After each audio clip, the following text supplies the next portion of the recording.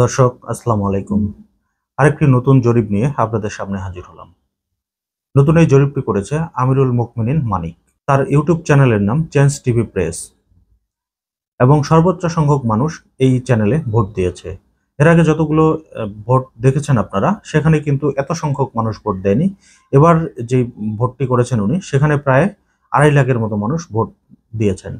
আপনারা জানেন এই মানিক ভাই একাধারে একজন সাংবাদিক, সঙ্গীত শিল্পী এবং রাজনৈতিক বিশ্লেষক, এবং বাংলাদেশে ইউটিউব জগতে উনার কিন্তু বেশ কিছু ফ্যান ফলোয়ার রয়েছে।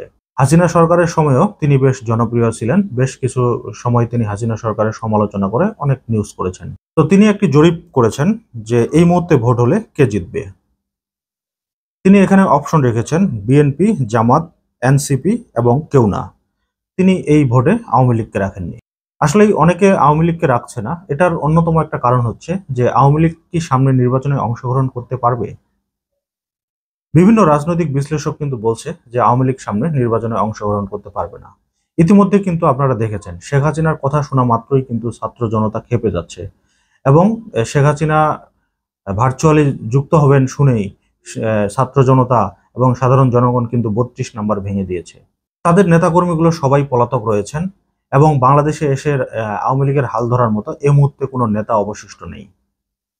এবং আজকে 17ই মার্চ শেখ মুজিবুর রহমানের জন্মদিন, কিন্তু মাঠে নামার মতো কোনো নেতা নেই, একটা সমাবেশ করার মতো কোনো নেতা নেই।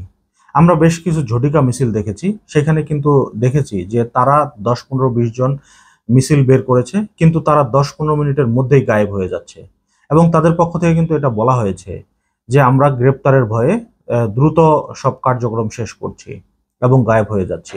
মূলত এই জন্যই কিন্তু অনেকে এই জরিপগুলোতে আওয়ামী লীগকে রাখছেন না। তো বরাবরের মতোই ওনার ভোটের জরিপে এখানেও জয়ী হয়েছে জামাতে ইসলাম। জামাতে ইসলাম এখানে 58% ভোট পেয়েছে, যেখানে ভোটার সংখ্যা প্রায় 2.5 লাখের মতো।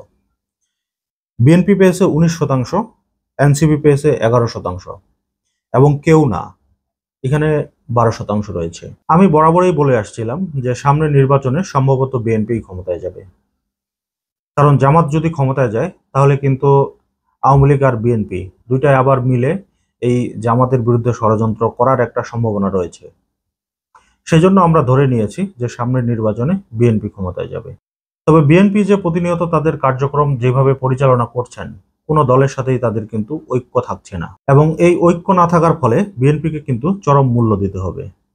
ইতিমধ্যে বিএনপি নেতাকর্মীরা বলা শুরু করেছেন যে বিএনপি চাঁদাবাজি করছে, টেন্ডারবাজি করছে, এবং আজকে বিএনপির অন্যতম একজন নেতা ইশরাক, সেও কিন্তু বলছে যে মুষ্টিমেয় কিছু নেতার জন্য বিএনপির সুনাম নষ্ট করা যাবে না।